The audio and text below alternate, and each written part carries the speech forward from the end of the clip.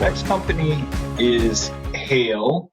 Hail is a ride-sharing platform. They're bringing efficiency to the industry.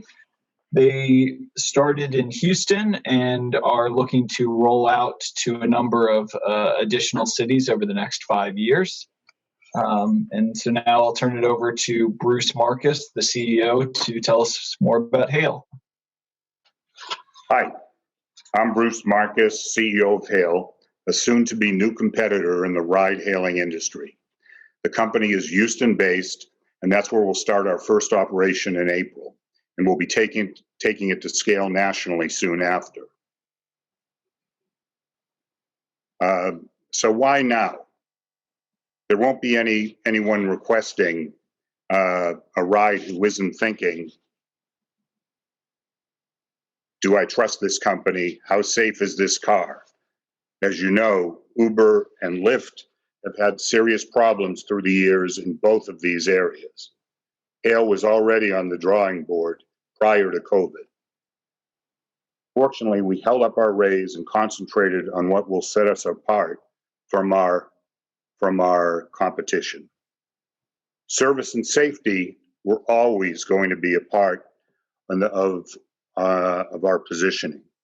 We all want to assume that behind what is obvious to consumers is seamless and safe. That has not been the case with Uber and Lyft, and it's not been the case in this industry, as there is little or no regulation, such as in the airline industry. What I'm trying to do here, obviously, forgive me, is my slides aren't going here. Maybe Mark or Jed, someone could help me here. Let's see. We're going to get this right. Hang on, guys.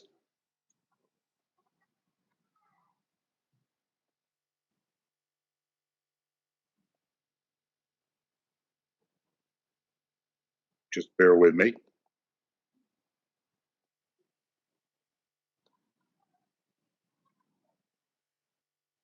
Well, these just don't want to go, do they? 1 second. Maybe Jet can share his screen. We have your slides. Yeah, no, I can see what's going on here. And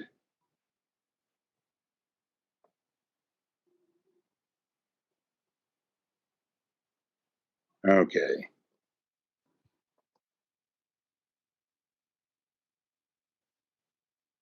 Well, we're gonna. There we go. It's advancing now. It's advancing now. Good. Cool. Thank you. Thanks for bearing with me. Let's go here. What's the national opportunity? Consumer services have very similar market development. There are usually one or two early entrants. Think AT&T, United, or Greyhound. These early entrants with huge market shares are primarily focused on rapid growth. There are always second wave entrants that address specific consumer needs, and if they succeed, take a significant piece of the existing market while also attracting new customers. Think T-Mobile and JetBlue. Marketing advantages are key to service differentiation and getting users to download a new app and take that first ride. Brand building plus targeted digital and social media messaging will be aimed at new and existing demographics that crave a fresh new approach. The 50-plus crowd have been completely ignored by Uber and Lyft, with less than 10% of current riders in that age group. What are their two concerns as expressed to AARP? Safety and complicated apps. Hail will have the most up-to-date safety protocols and will be actively promoting both laptop and cell phone communication. The second example is the existing group of over 10 million parents who have their credit cards on their college kids' ride-hailing accounts. What is their overwhelming concern? Safety. How is Hail going to achieve profitability? The two competitors never have been profitable, and by most industry accounts, never will. The answer is that Uber and Lyft have always managed themselves as tech companies. The inherent value of a national ride-hailing company is its brand and customers, not an app.